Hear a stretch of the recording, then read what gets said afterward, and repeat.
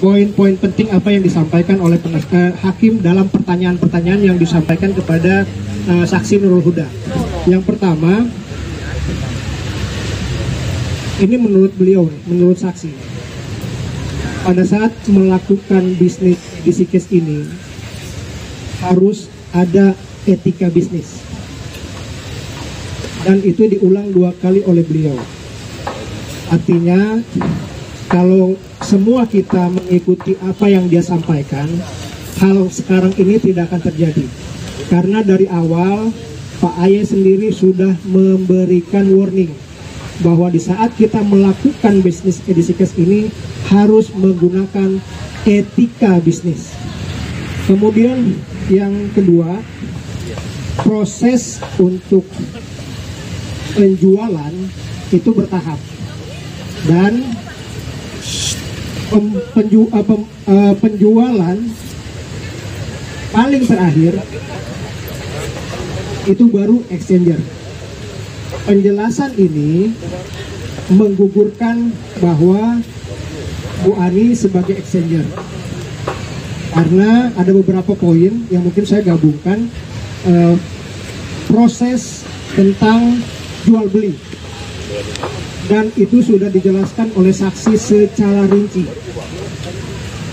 Yang ketiga, apa yang disampaikan oleh saksi itu justru menjelaskan apa yang dimaksud dengan edisi cash secara rinci.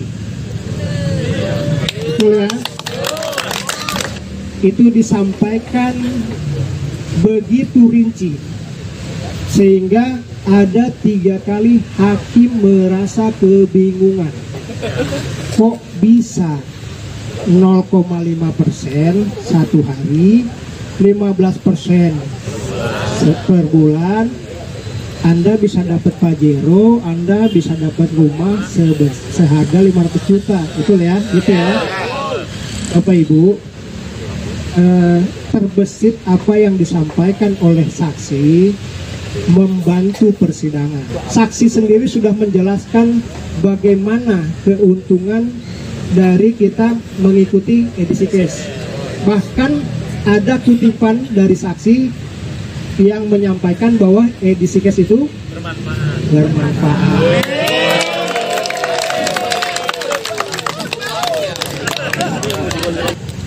Dan kebingungan dari majelis hakim, saksi Nurul Huda mengatakan itulah hebatnya edisi cash. Kemudian yang saya tangkap Bapak Ibu dari awal penjelasan pertanyaan-pertanyaan hakim dan penjelasan-penjelasan dari saksi, poin pentingnya adalah hakim mulai memperhatikan edisi cash. Kemudian berikutnya, dari pertanyaan hakim, ada poin juga yang menyampaikan bahwa saksi sudah menikmati edisi cash. Kemudian, saksi juga menyampaikan bahwa jadi download itu menguntungkan. Dari mana menguntungkannya? Ada pertanyaan, beli 20.000, jual 15.000, sehingga selisih 5.000 itu adalah keuntungan. Dan saksi pun menjawab iya. Di akhir-akhir ada pernyataan-pernyataan dari hakim yang menurut saya mencengangkan, dan itu menjadi nilai positif buat kita semua. Kalau Anda pernah merasakan menikmati edisi cash, kenapa Anda melapor? Satu. Kemudian kedua, kesimpulan yang sementara dari hakim bilang gini, ini kalau begini Anda bersama dengan terdakwa itu semua pemain. Kalau Anda dan terdakwa itu juga pemain, kenapa Anda tidak dilaporkan? Kemudian pertanyaan dari JPU. Pertanyaan dari JPU, tapi dia jawab begini. Saksi menjawab, Pak AY mengajarkan untuk berbagi, karena Pak AY mengamalkan Pancasila di dalam edisi cash. Kemudian di akhir-akhir memang saksi merasa dirugikan dalam kondisi saat ini, walaupun memang saksi mendapatkan tekanan positif kalau menurut saya dari Pak Al-Khatiri. Kenapa saya bilang tekanan positif? Karena Pak Al-Khatiri menggiring pengetahuan dari yang ada di ruang sidang mengenai perjuangan mitra edisi cash yang ada di taman ini, dan itu yang disampaikan. Itu yang perlu dicatat. Kenapa beliau ini bisa menyampaikan seperti itu? Karena beliau merasakan bersama-sama di edisi cash ini, kan bukan sekarang, tapi di PKPU juga. Dan itu poin penting buat beliau untuk menyampaikan. Karena di akhir-akhir selalu beliau bahwa saya ini tahu dan merasakan. Saya ini tahu dan merasakan. Saya berpikir merasakan apa ya? Oh iya, dia sama-sama ternyata. Mau makan sama-sama, betul ya? Mau berkumpul sama-sama, dan itu Bapak Ibu melihat semuanya lah ya. Poin berikutnya, nanti akan perhatikan lagi. Ini pernyataan dari Pak Al-Khatiri dan disetujui oleh semua penasihat hukum. Penasihat hukum minta penyidik untuk dihadirkan karena membutuhkan PPATK. Kenapa membutuhkan PPATK? Menurut beliau, PPATK pernah diperlihatkan di Bareskrim, dan kenapa sekarang itu tidak ada? Dan ini sudah berapa kali dia sampaikan.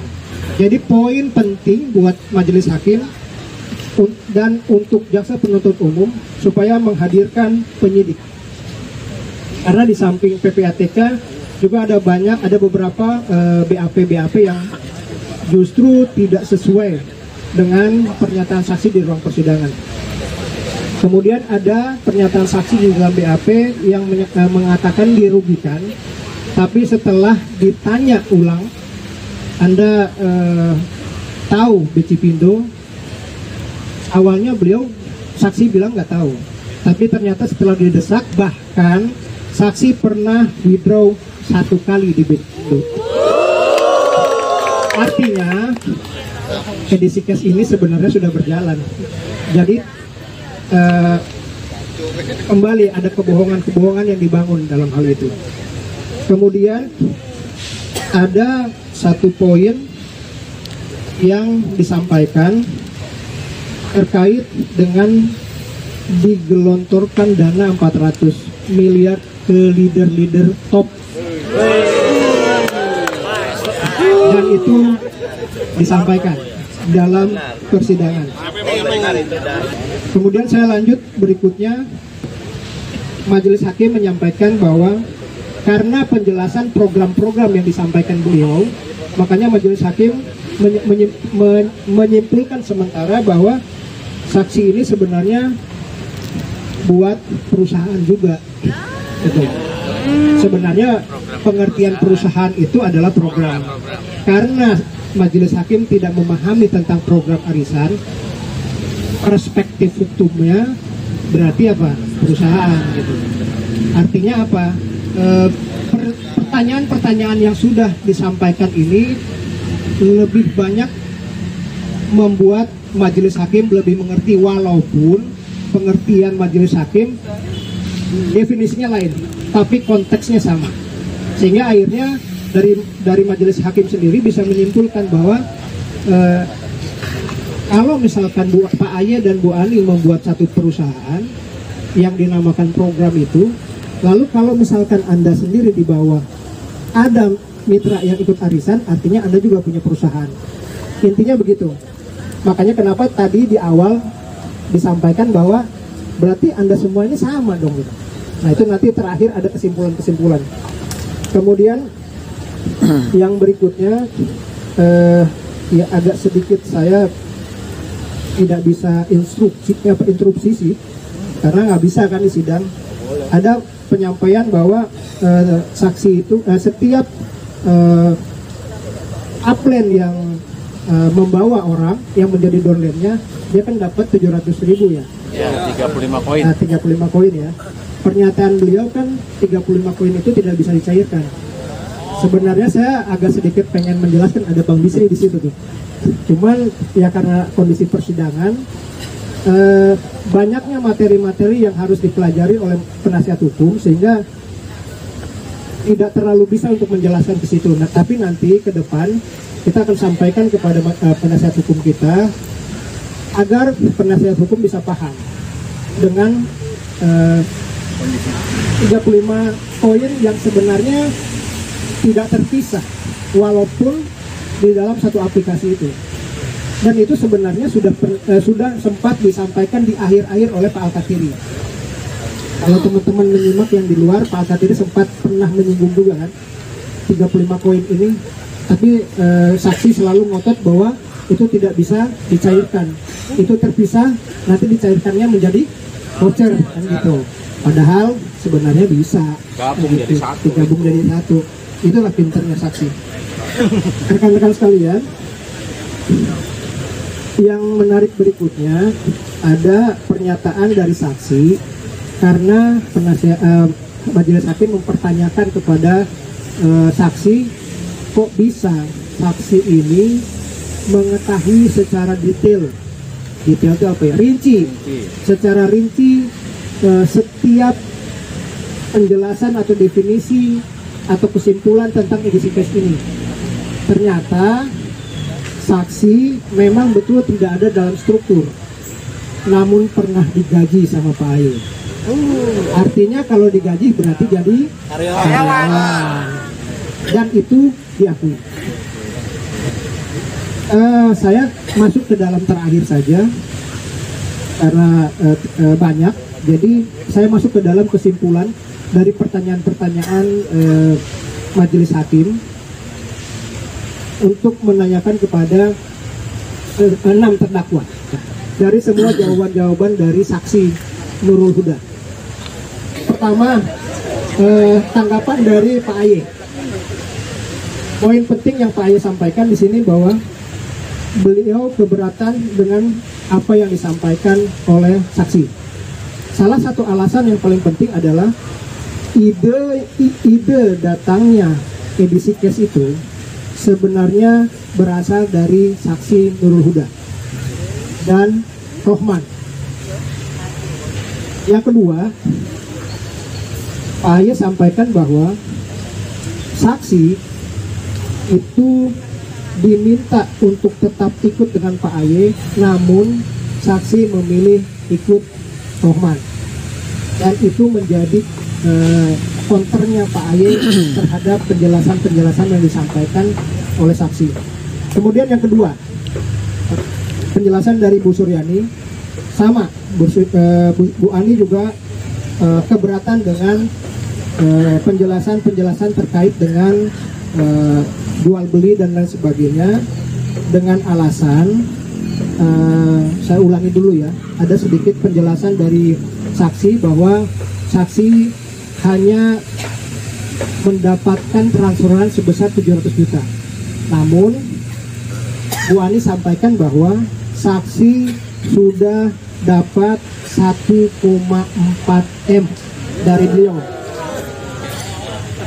Jadi apa yang disampaikan saksi itu keliru. Kemudian yang ketiga, penjelasan dari Pak Asep.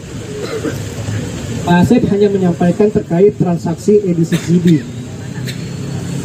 Transaksi edisi CB itu sebenarnya harusnya masih bisa transaksi, cuma di global. Edisi case itu kalau mau edisi case bisa dimasukkan di dalam edisi CB, itu harus di-convert sehingga bisa dimainkan di global. Itu menurut apa yang disampaikan Pak Asep. Kemudian penjelasan Pak Rohit, dia tidak memberikan penjelasan karena tidak ada hubungannya dengan kesaksian Pak Nurul Huda. Kemudian kelima, penjelasan dari Pak Bayu Aji, edisi cash itu sebenarnya koin digital. Jadi saya ulangi lagi ya, penjelasan dari Pak Bayu Aji, edisi cash itu adalah koin digital, edisi CB itu blockchain. Kalau mau bermain edisi CB di blockchain bisa edisi cash, namun harus dikonvert ke edisi CD. Kemudian penjelasan keenam dari Pak Eko, Pak Eko itu tidak pernah mendengar secara langsung penjelasan Pak Aye terkait dengan pencairan, sehingga dia mendengarkan, dia tidak memberikan komentar lebih karena dia tidak mendengar langsung, karena beliau adalah admin di edisi Cash. Tadi di akhir Pak Al-Katiri sempat meminta kembali majelis hakim untuk penangguhan penahanan Bu Ani. Namun kembali lagi majelis hakim menyampaikan sedang dalam proses. Persidangan dilanjut di hari Rabu tanggal 10 November 2021 jam 13.00 dengan agenda dua saksi. Yang pertama Abdul Rohman, bukan Pak ini, Abdul Rohman. Kemudian saksi kedua Olron Putra. Ya, jadi ada dua saksi yang akan dihadirkan dan persidangan akan dilakukan jam 13.00 tepat.